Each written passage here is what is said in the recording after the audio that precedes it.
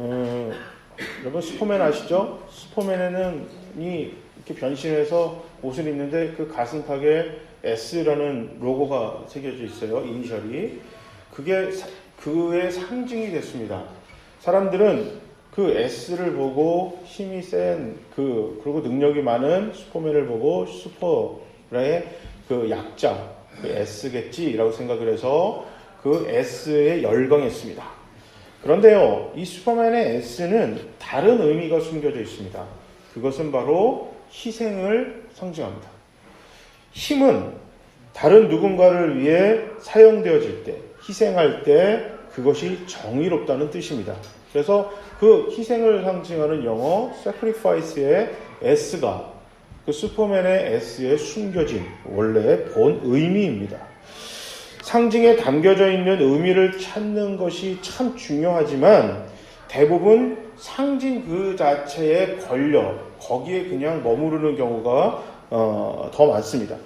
자, 요한복음이 쓰여질 당시에 교회는 로마에 큰 박해가 있었고 영지주의와 같은 잘못된 이단 사상이 교회 안으로 흔들어와 안팎이 엄청나게 힘들어졌습니다. 자, 독일 신학자 폴 틸리히는 그리스도교의 전통적인 가르침은 상징이다 이렇게 설명합니다. 그리스도, 십자가, 천국 이런 개념 하나의 상징으로 그 개념 자체가 진리가 그러나 될 수는 없다. 상징이 진리가 될 수는 없다. 이게 폴 틸리는 이렇게 얘기했거든요. 이게 그러면서 그가 얘기한 거는 상징적인 개념 너머에 있는 의미를 찾는 것이 정말 중요하다고 그랬어요. 십자가라는 것이 우리 기독교의 상징이 됐지만 사람들은 상징에만 머물러 있는 거예요. 십자가 안에 있는 의미에 가야 되는데 그 안으로 들어가야 되는데 그것을 붙들어야 되는데 상징에만 붙들려 있는 거예요. 그러니까 십자가만 달아놓으면 내가 예배만 가면 내가 기독교인이라는 그런 타이틀을 갖고 있으면 내가 목사면 그런 직분만 갖고 있다면 그것만 붙들고 있으면 괜찮지 이런 함정에 넘어지게 됩니다. 교회는 그동안 상징에 대한 개념 십자가 이런 아까 말씀드렸던 십자가 이것에 그 자체를 신성하게 여겼어요. 그래서 그 상징을 넘는 그 의미를 찾으려고 하는 그 시도는 굉장히 불편했어요. 그냥 십자가 그거에 어떤 의미를 우리가 찾고 교회가 교회로서의 역할로서의 의미를 찾고 목사가 목사로서의 직분에 맞는 그 역할을 찾기 위한 그 의미의 시도는 굉장히 불경건하게 생각했습니다. 문자에 얽매여 의미가 희미해졌습니다. 오늘 읽은 말씀의 본문은 예수가 내 안에 내가 예수 안에 거하면 이라는 말씀이 계속해서 반복되어집니다. 그런데 의미를 들어가지 않고 이것이 상징화가 됐어요.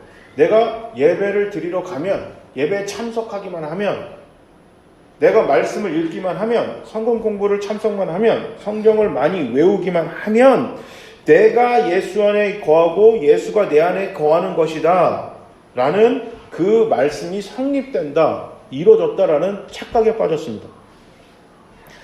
사람이 살 때 정말 중요한 게 만남이 중요하잖아요.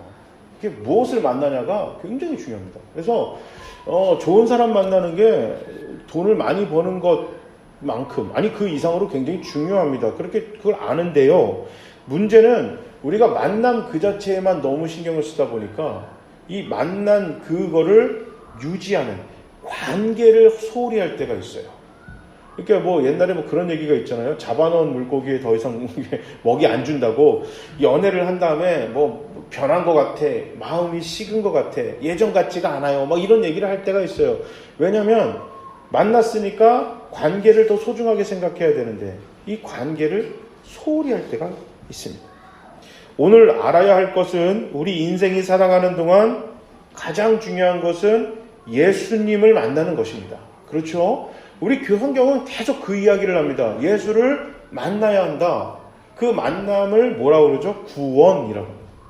예수를 만나는 것을 구원이라고 그래요. 구원이 제일 중요한데 이거 최고의 축복인데 거기서 끝나는 경우가 많아요. 만남을 넘어 예수와 좋은 관계를 유지해야 되는데 만남에서 멈춰버리는. 그래서 구원은 받았는데 신앙생활에서 제대로 예수를 만나고 예수를 생각하는 일들이 점점 없어요. 예수와 관계가 좋지가 않아요. 그분의 삶이 너무나 아름답고 너무나 좋은 모습으로 살아가는 그런 예수님을 믿는 사람의 모습을 아주 드물게 발견하게 됩니다. 그런 교회는 극히 드물어요. 그게 안타깝지만 현실이 될 때가 있어요.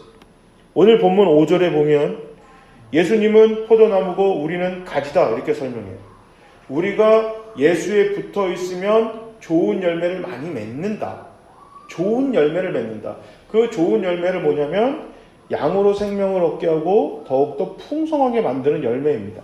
요한복음 10장 10절에 우리 주님이 이 땅에 오신 목적이 다른 누군가를 풍성하게 만들고 생명을 주기 하기 위해 이 땅에 오셨다 이렇게 말씀하셨듯이 이 열매를 예수에게 붙어 있으면 교회나 성도가 맺게 될 것이다 이렇게 설명을 합니다. 이것을 이 열매 맺는 작업을 사명이라고 해요. 사명은 해도 되고 안 해도 되는 옵션이 아닙니다. 무조건 해야 되는 기본 장착이에요. 우리가 자동차를 사면 옵션이 굉장히 많잖아요. 그런데 그 자동차에 기본으로 딸려 나오는 것들이 있어요. 그죠? 이거는 선택하고 안 선택하고 아니라 차라면 무조건 달려 있는 거죠. 우리 교회와 성도라면 우리가 교회와 성도가 예수에게 붙어 있다면 열매가 무조건 맺어져야 되는데 그 열매는 다른 사람을 살리고 풍성하게 만드는 생명을 살리고 풍성하게 만드는 열매가 열린다는 거죠. 그런데 이 예수에게 떨어지면 그런 열매 안 맺히겠죠. 그건 당연하죠. 나무에서 가지가 떨어졌는데 그 가지에서 좋은 열매가 맺힐까요? 좋은 열매가 아니라 열매 자체가 안 맺히죠. 이건 당연한 거예요. 그러니까 교회와 성도가 우리 기독교인과 우리 교회가 삶 속에서 일상생활에서 좋은 열매를 예수의 열매, 세상을 먹이고 살리는 내 삶을 풍성하게 만드는 열매가 없다. 그렇다면 예수와 관계가 멀어진 거예요. 이게 가지가 나무에서 떨어진 거예요. 이게 당연한 이치잖아요. 당연한 이치인데 이것을 주님만 하시는 게 아니라 사탄도 알고 있어요. 그래서 사탄이 하는 역할은 뭐냐면요. 내 삶에서 예수와 자꾸 떨어뜨리는 거예요. 자, 미국에서 이게 그 가전제품을 사오면 이게 뭐가 있냐면은 옛날에 110V 끼는 그 얇은 있잖아요. 그거예요. 돼지코를 사서 껴야 돼요. 문제는 이 돼지코를 좋은 걸 사셔야 돼요. 좋다라는 거는 비싸다는 게 아니라 잘 맞는 걸 사야 되는데 오늘 아침에도 제가 면도기를 여기다 제가 수염이 많이 나는 사람이라 아침에 면도를 일찍 하잖아요. 오후에 되면 어디 아프세요? 정도 이렇게 수염 이렇게 잘 자라는데 나라는 머리는 안 나고 이게 수염은 잘 나는데 이게 그 면도기를 여기다 교회에다 갖다 놨는데 돼지코예요. 미국에 샀던 거라. 근데 이 돼지코가 잘 안 맞는 거예요. 그래서 어떻게 했냐면 이게 조금 흔들면 대면은 불이 들어왔다가 떨어지면 꺼지고 들어왔다 꺼지고 들어왔다 꺼지고 계속 그래요. 이게 왜냐면 잘 붙어있지 않으니까 전기가 안 들어오더라고요. 그러니까 사탄이 우리 삶을 그렇게 만드는 거예요. 어쩔 때는 예수에 붙어있게 만들다가 떨어지게 만들고 교회에서는 붙었는데 나가서 주차장에서 떨어뜨리고 주차장에서 떨어졌는데 가보니까 또 집에 딱 갔는데 그 앞에 주차 공간이 아파트에 딱 나왔네요. 거기 또 딱 붙어요. 그렇게 또 들어가요. 그러다가 집에서는 붙어있다가 집에서는 떨어지고 자녀랑 있을 땐 붙어있다가 남편 보고 아내 보면 떨어지고 회사 가가지고 이제 그 아침에 출근할 땐 떨어졌다가 월급 받을 때는 딱 붙어있고 계속 예수와 붙어있고 떨어있고요. 예수님이 복 많이 줄 거예요. 기도하세요. 여러분 부자 될 거예요. 병 날 거예요. 그러면 딱 붙어있다가 여러분 우리가 주의 일을 할 때는 우리가 헌금이 필요합니다. 재정이 정말 필요하죠. 이게 다른 사람 교회는 먹이고 살리는 일을 해야 되는데 살리는 건 복음을 전하는 거고 먹이는 건 구제잖아요. 구제를 하려면 돈이 필요하거든요. 그러니까 여러분 헌금합시다 그러면 떨어지는 거예요. 기도합시다 그러면 떨어지는 거예요. 그러니까 자꾸 사탄이 예수와 우리를 떨어지게 만들어요. 그래서 뭐냐면 열매가 열리지가 않게 만들어요. 항시 열매가 열려야 되는 교회와 성도들의 삶 속에 간헐적으로 열매가 열리게 만들고 결국엔 열매가 맺지 못하는 그런 삶으로 나를 피폐하게 만들고, 처음에 예수 만날 때, 구원받았을 때, 관계가 좋을 때 누가 봐도 저 사람은 뭔가 변한 삶을 살아갑니다. 말도 이쁘게 하고 얼굴 표정도 달라져요. 그래서 너무너무 감사했어요. 하루에 너무나 자주 주님의 은혜를 생각했고 말씀이 소중하고 좋아요. 졸린 눈을 비벼가며 기도도 했어요. 내 삶의 어려운 문제들을 하나님께 이야기했습니다. 십자가가 나를 구원한 구원의 십자가뿐만 아니라 내가 원하는 소망까지도 그 십자가에 걸어두었습니다. 누가 봐도 예수에 붙어 있었어요. 흥하면 흥한 대로, 망하면 망한 대로 예수의 열매를 맺으며 감사했습니다. 그런데 언젠가부터 교회 안에 그리고 우리 안에 예수가 점점 사라져갑니다. 예수보다는 프로그램이, 예수보다는 직분이, 예수보다는 교단이, 전통이 자리를 잡아갑니다. 여러분, 그런 게 나쁘다는 게 아니에요. 나쁘다는 게 아닙니다. 문제는 그 모든 것들이 예수에게 붙어 있어야 됩니다. 그런데 반대로 그것들에 예수를 붙이는 거예요. 그게 나무고 예수가 줄기가 가지가 돼버렸어요. 그런 꼴이 돼버렸어요. 그 꼴 나서 문제가 생긴 겁니다. 내가 주님의 말씀 안에 거하기보다 마치 카드 쓰듯이 필요에 의해서만 말씀 카드를 꺼내 들어 사용합니다. 필요할 때만 말씀 카드를 꺼내는 거예요. 내가 원하는 대로 말씀 카드를 꺼내는 겁니다. 그래서 하나님의 은혜와 사랑의 말씀조차 때로는 다른 사람을 상처내는 도구로 사용하기도 해요. 말씀에 내가 붙어 있는 게 아니라 내 지갑 같은 데다가 말씀을 갖다 집어넣기 때문입니다. 삶의 굴곡진 순간순간마다 하나님께 문제를 기도하고 지혜를 구하지만 진짜는 그 문제에 예수가 개입하기를 꺼립니다. 기도 응답을 받았을 때 감사하고 하나님이 잘해주신 그 은혜를 들고 정말 스스로가 풍성해지고 그 감사가 넘쳐서 다른 사람에게까지 그 은혜와 사랑을 전달해야 되는데 그게 아니라 교만해져요. 여러분, 자랑과 교만은 다릅니다. 자랑은 가진 거를 드러내는 거예요. 이건 괜찮아요. 우리나라에서 그래도 꽤 오랫동안 잘생겼다고 평가받는 몇몇 배우들이 있잖아요. 그 배우 중에 한 명한테 그 기자가 질문을 했어요. 잘생겨서 불편한 적이 있나요? 그러니까 조금 생각하더니 아니요, 없는데요. 그러더라고요. 근데 그분을 내가 직접 봤어요. 호주에서.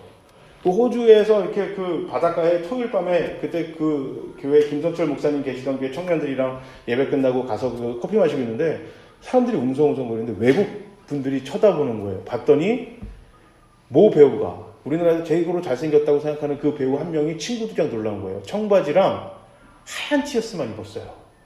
그런데 그 잘생긴 걸 감출 수가 없어요. 여러분, 옷이 문제가 아닙니다. 옷이 문제야. 옷이 문제 아니요. 그 패션의 완성은 얼굴이라고 하잖아요.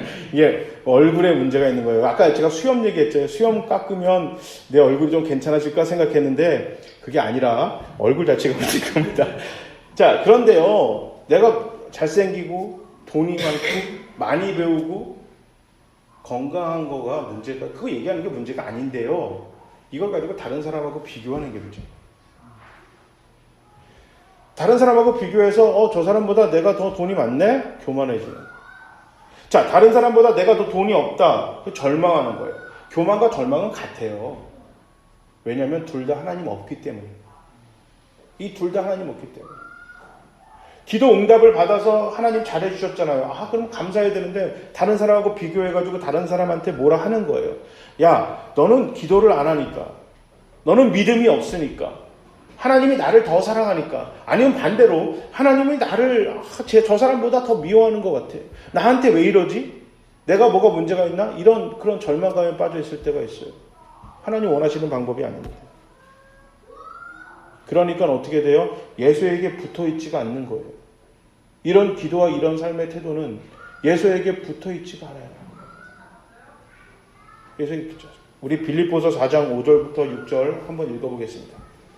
한번 화면을 보시고 우리 다 같이 한번 한음성으로 우리 다 같이 한번 읽겠습니다. 시작.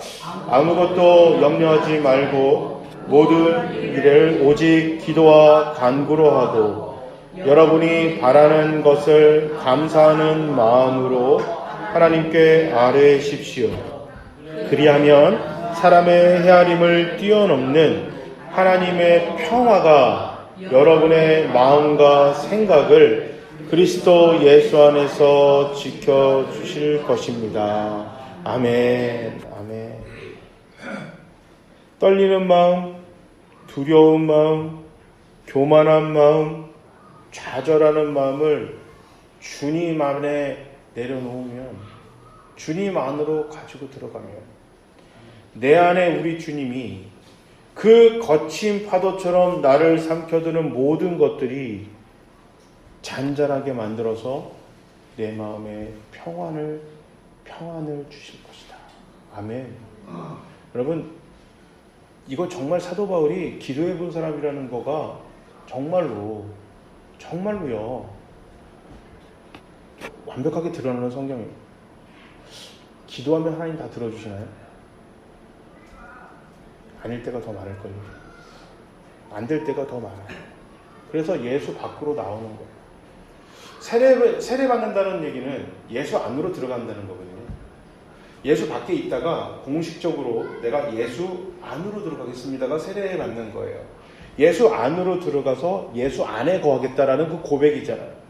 예수 안에 들어가서 예수와 운명을 함께 하겠다. 운명 공동체가 되는 것이 예수 안으로 들어가는 거예요. 예수님처럼 생각하고 예수님처럼 바라보고 예수님처럼 판단하고 예수님의 손과 발이 되어 그렇게 살겠다라고 고백하는 거거든요. 그런데 기도는 하나님과 교제하는 건데요. 내가 하나님과 기도를 하고 교제를 하는 그 과정 속에서 내가 결과와 답을 얘기해놓고 내가 원하는 걸 정해놓고 기도해요. 그러니까 내가 원하는 게 들어주면 기도 응답이고 내가 원하는 게 안 되면 하나님이 기도 응답하지 않는다고 생각해요. 그러니까 어떻게 돼요? 기도의 응답을 보고 나와 하나님과의 관계를 저울질합니다. 그러니까 어떻게 해요? 내가 예수 안에 들어가고 예수의 안에 들어가서 이렇게 어떤 결과를 보고 기뻐하고 슬퍼하고 절망하고 두렵고 계속 왔다 갔다 이 파도처럼 이게 왔다 갔다 그리는 거예요. 그러니까 어떻게 되냐면 이제 기도해놓고 기도하다 보니까 신앙생활을 하다 보니 내가 기도한다고 다 들어주시는 게 아닌 것 같네 라고 하니까 옵션을 걸어요. 기도는 하지만 하나님이 기뻐하지 않는 방법도 때론 해요. 그리고 스스로 위로하는 거예요. 내가 이 문제가 해결이 된 거는 내가 하나님이 원하지 않는 방법으로 해결했음에도 불구하고 이게 해결이 된 거는 하나님이 들어주신 거겠지. 내가 기도했는데 하나님이 원하지 않으시면 안 하겠지. 그래서 교회 안에서 그렇게 많은 죄악들이 판을 치고 넘쳐 흘러도 교회가 긴장하거나 성도들이 그 부분에 대해서 정말 두려워하고 기도하고 내려놓는 것이 아니고 넘어가는 것입니다. 결과만 놓고 우리가 하나님의 열매라고 생각합니다. 결과만 놓고. 그런데 사도 바울처럼 기도를 많이 해서 예수님한테 응답 못 받은 사람이 있었을까요? 자기가 원하는 거 다 거절당했어요, 하나님한테. 자, 그런데 어떻게 됐어요? 우리 식대로 표현하면 우리가 감사함으로 기도하면 하나님 앞에 정말 우리가 하나님을 믿고 예수 안에서 좋은 마음, 하나님 예수 그리스도 안에서 이 모든 걸 갖고 들어가서 기도하면 하나님이 어떻게 하신다고요? 들어준다라고 얘기를 해야 되는데 사도 바울이 뭐라고 그래요? 너희의 불안한 마음을, 떨리는 마음을 예수 그리스도의 평화가, 모든 것을 알고 있는 예수 그리스도의 평화가 너의 생각과 마음을 지키실 것이다. 두렵고 떨리는 이 마음을 지켜주겠다는 것입니다. 너의 삶에서 예수의 열매가 드러나지 못하게 만드는 조건들이 많지만 그럼에도 불구하고 너가 예수의 열매를, 그리스도의 열매를, 사랑의 열매를 맺을 수 있도록 내가 너를 지켜주겠다. 우리 주님께서 약속하시는 것입니다. 그 거친 풍랑에, 그 삶의 배 안에 예수님을 모셔야 합니다. 그리고 그 예수님이 우리와 함께 계십니다.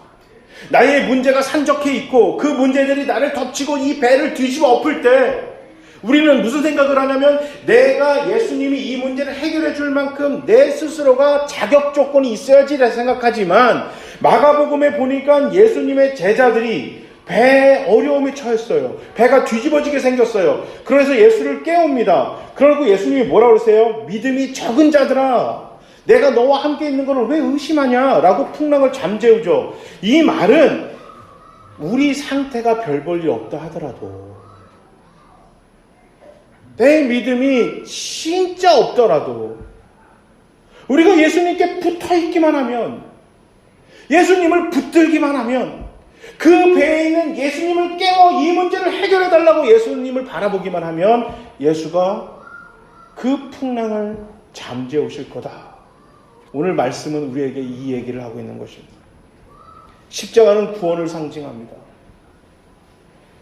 그래서 교회와 성도들 이곳저곳에 십자가를 달아두고 장식하죠. 그런데 거기에만 걸려 있어요. 거기에 멈춰 있습니다. 십자가 상징 넘어 그 의미 안으로 들어가야만 합니다. 우리를 죽음과 고난과 어려움에서 건지시기를 간절히 원하시는 우리 주님의 마음 안으로 들어가야만 합니다. 이것저것 상처난 내 삶을 우리 교회를 구원하시고 도우시는 우리 주님 안으로 들어갑시다.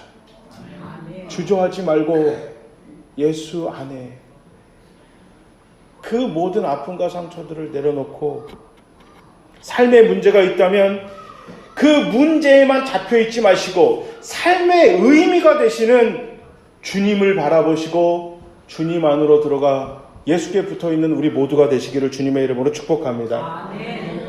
우리 주님이 우리의 상처와 어려움을 어떻게 다루시는지 기도하며 믿음의 눈으로 바라봅시다.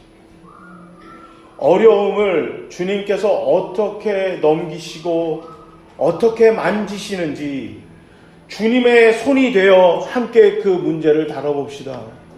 주님의 발이 되어 믿음의 발자국 한 발자국 한 발자국 건너가 봅시다. 너가 내 안에, 내가 너 안에 거한다. 그때 풍성한 열매를 맺게 될 것이다. 그때 아름다운 열매를 맺어 그 상처가 회복되어질 것이고 그 떨림이 진정될 것이고 두려워하는 마음이 담대한 마음이 될 것이고 너의 삶 속에 예수의 향기가 그리스도의 모습이 우리를 사랑하시는 그분의 마음이 드러날 것입니다. 우리가 예수 안에, 예수가 우리 안에. 여러분, 예수를 바라보고 예수께 붙잡히는 우리 모두가 됩시다. 주님의 은혜 안으로 들어가 그분이 주시는 양분을 먹고 우리 삶 속에 예수를 초대하여 우리 삶에서 드러나는 예수의 사랑과 향기가 넘치는 우리 교회와 우리 성도님들 모두가 되시기를 주님의 이름으로 축복합니다. 아멘.